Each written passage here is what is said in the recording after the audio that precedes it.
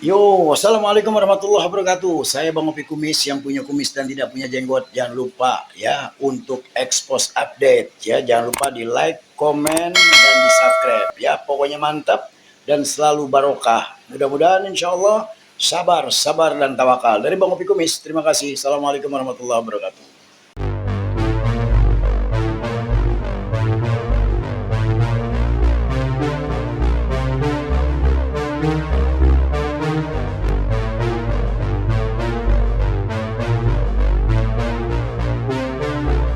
Kasus hukum yang menyeret pemilik dan sejumlah karyawan wisata Padi-Padi Piknik, Kecamatan Paku Haji, Kabupaten Tangerang, Banten menjadi tersangka. Hingga saat ini masih terus berjalan. Tim kuasa hukum Padi-Padi Piknik milik Bong Tiam Kim tetap melakukan upaya pendampingan untuk mengungkap kebenaran dan memberikan keadilan bagi pihak Padi-Padi Piknik. Seperti diketahui dalam kasus tersebut, pemilik dan sejumlah karyawan Padi-Padi Piknik terpaksa harus menjalani beberapa kali pemeriksaan sebagai tersangka di Polres Metro Tangerang. Pemeriksaan dilakukan oleh pihak kepolisian akibat adanya dugaan melakukan pengrusakan palang besi, padahal palang itu dipasang pada jalan masuk menuju lokasi Padi-Padi Piknik yang telah bersertifikat hak milik.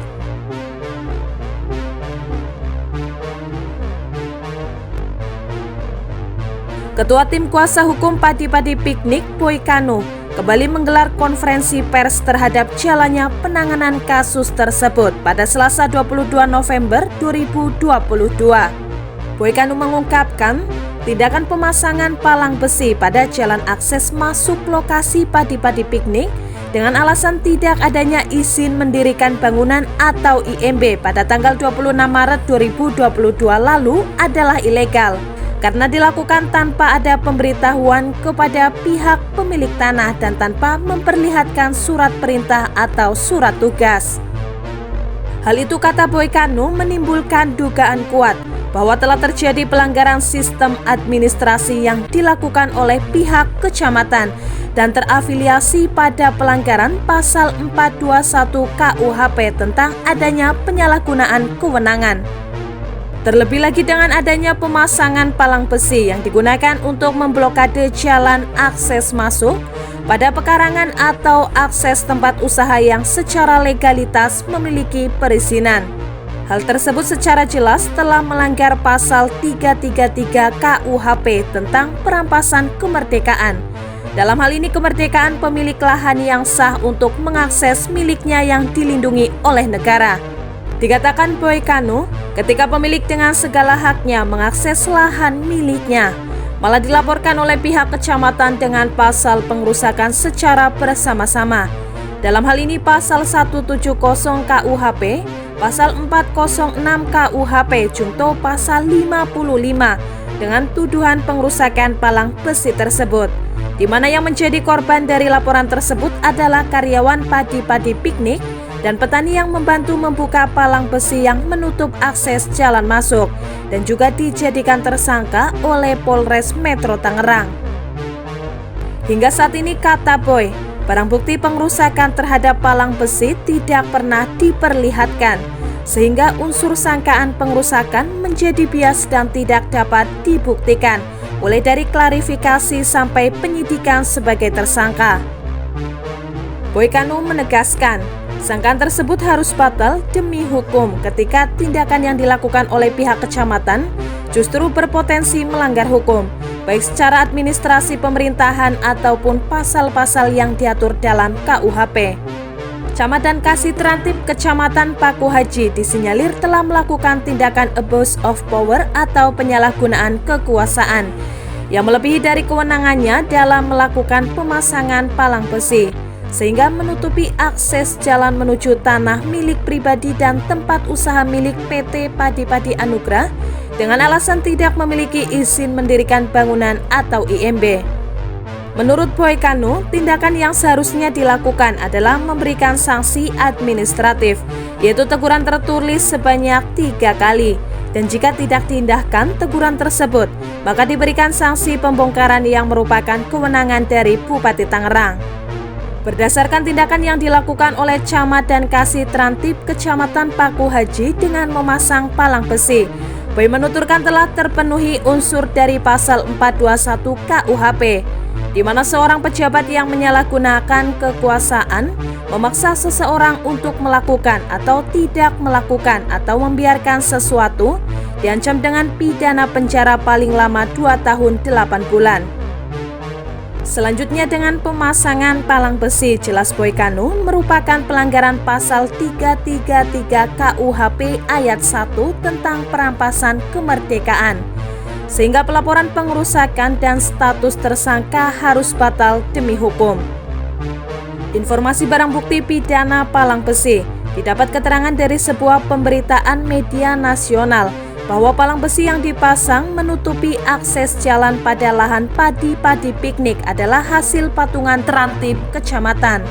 Dari informasi tersebut dapat ditarik kesimpulan bahwa ada dugaan tindak pidana yang direncanakan secara bersama-sama oleh oknum pihak kecamatan dengan membuat alat serta memasang alat sebagai bukti kejahatan atas pasal 333 KUHP ayat 1 tentang perampasan kemerdekaan, serta pasal lanjutan karena dilakukan oleh pejabat pemerintah. Kuasa hukum menduga ada tindakan berlebihan dari aparat penegak hukum, di mana atas penetapan tersangka pada 6 orang dapat dikatakan korban ketidakadilan, yang salah satunya adalah petani buta huruf, bahkan sebelum diperiksa sudah ditetapkan sebagai tersangka. Salah satu tersangka, kata Boy Kanu, bahkan ada upaya pencekalan karena diharuskan mengembalikan paspor ke pihak imigrasi atas surat yang dilayangkan pihak Polres Metro Tangerang kepada pihak imigrasi. Namun upaya pengembalian paspor tersebut tidak diterima oleh pihak imigrasi. Dari rentetan kejadian itu, menurut Boy Kanu, ada dugaan atau indikasi sistemik bahwa ada oknum yang bermain dalam kasus tersebut, sehingga tindakan yang dilakukan berlebih dan cenderung mengabaikan rasa kemanusiaan. Adanya penolakan terhadap pengajuan jamin ginting sebagai ahli atas penetapan tersangka oleh penyidik Polres Metro Tangerang terkait penetapan tersangka. Kuasa hukum menduga sangat kental dengan ketidakadilan. Padahal, tim kuasa hukum secara resmi mengajukan jamin ginting sebagai ahli dengan surat permohonan pengajuan kepada pihak penyidik Polres Metro Tangerang Kota yang menangani kasus tersebut, namun ditolak dengan alasan yang tidak masuk akal.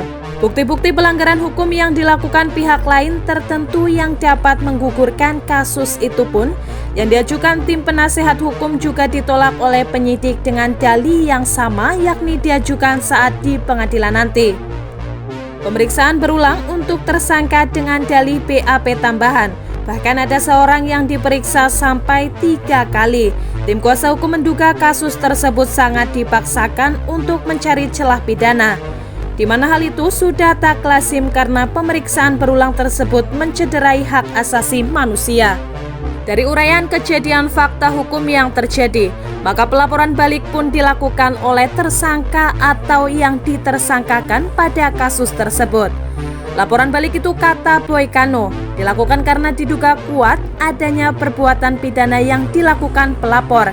Dalam hal ini pihak pemerintah Kecamatan Paku Haji, yakni perbuatan pidana seperti uraian sebelumnya. Kenapa kita mesti lapor hal yang sama, perkara yang sama di Kapolres di Polres Tangerang Kota, supaya kita buktikan bahwa ada tebang pilih atau tidak.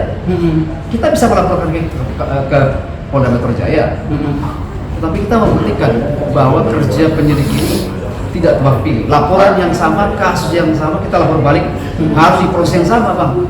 Kenapa kita diabaikan, yang lain diterusin?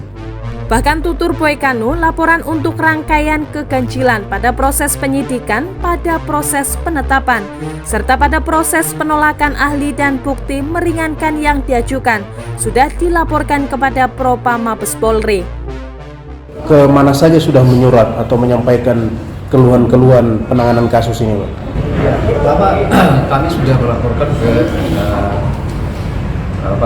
Satgas Mafia Tanah, kemudian ke Mabes Polri, kemudian yang terakhir ini ke Kejaksaan Negeri untuk minta perlindungan, karena kami bilang bahwa proses ketidakadilan sedang terjadi, kami jadi korban. Kenapa? Ketika kami sebagai terlapor, yang proses hukum ini seperti dipercepat. Tapi ketika kami bertindak sebagai pelapor melapor balik, kok seperti kesannya tersengat-sengat. Ini ada apa? Yang paling penting adalah ketika kami ingin menghadirkan seorang ahli untuk memberikan keterangan secara jelas, membuat cerah persoalan hukum ini, kami tidak diakomodir. Bahkan terkesannya diabaikan dan tidak pernah menjawab surat kami, permohonan kami. Apakah juga sudah pernah menyurat ke DPR RI ataupun ke Komnas HAM? Sudah. Ke Komnas HAM sudah, Kompolnas juga sudah. Semuanya kami sudah sisi. Polhukam juga sudah. Tapi sampai saat ini kami belum melihat ada respon. Belum ada progres apapun. Belum ada progres sama sekali. Selain itu, pengumpulan massa oleh ormas yang mengatasnamakan formatur. Menurut tim kuasa hukum, ada dugaan pelanggaran hukum di dalam melakukan demonstrasi di area lokasi akses masuk Padi-Padi Piknik karena melakukan penyegelan menggunakan seng spandek yang juga telah dilaporkan kepada pihak kepolisian. Pihak kuasa hukum meminta keadilan dan perlakuan yang sama atas penegakan hukum tanpa ada sistem tebang pilih demi tegaknya keadilan di Negara Kesatuan Republik Indonesia. Dari Kabupaten Tangerang, Banten, Bambang SM Expos Update melaporkan.